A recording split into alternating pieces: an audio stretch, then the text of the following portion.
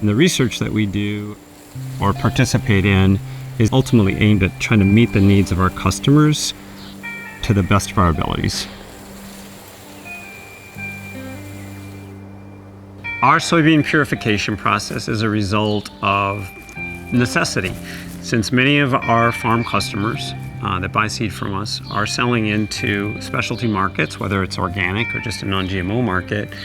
Those markets often have a requirement that there be a low level of GMO in the grain that the farmer delivers.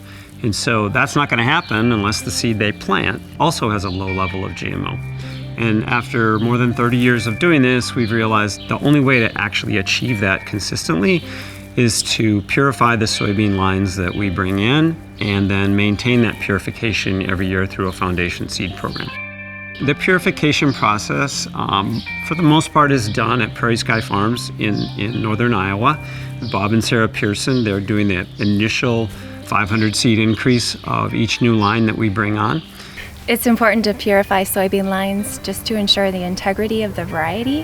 One thing we do in the field is check flower color, that it aligns with the varietal characteristics it's supposed to be. We also check pod color, pubescence color of the line, maturity, height, all of those. We just ensure that each plant is free of any herbicide-tolerant, herbicide-resistant traits. And then after that, we have a foundation seed program, some of which is handled by Bob and Sarah, but we also have other partners in 5 states where we produce foundation seed every year in order to maintain the varietal purity of these lines. So the purification process itself is actually pretty simple. It's just time-consuming and painstaking. We take a small amount of a new variety, even just 500 seeds. We visually inspect every single seed to make sure they're identical, that there are not any off-type hyla. Plant a row of that with some cooperators that we have. And then we tissue test every single plant for the adventitious presence of GMO.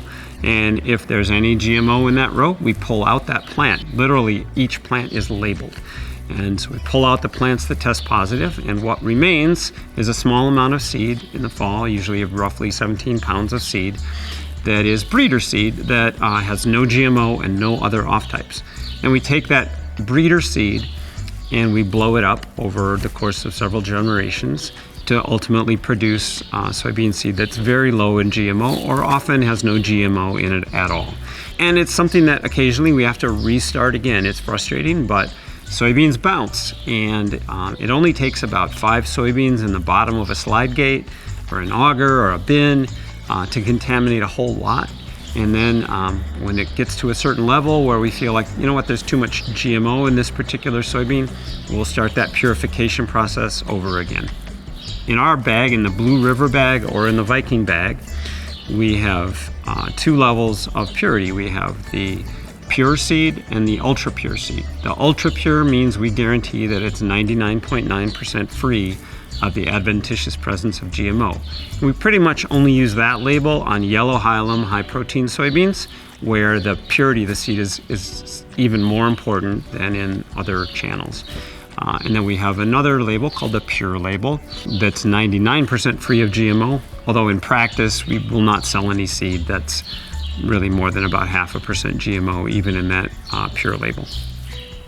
The reason that we put so much effort into the purification and the foundation program for our soybeans is that we understand that it's extremely important to our customers. They don't want to ever have a situation where they are hauling their grain into an elevator or an end user and they get rejected for too much GMO. So we want to be sure that they're planting seed with confidence, and if they buy it from us, they can be confident that we have worked really hard to be able to guarantee the purity level in our soybean that will not cause them any problem.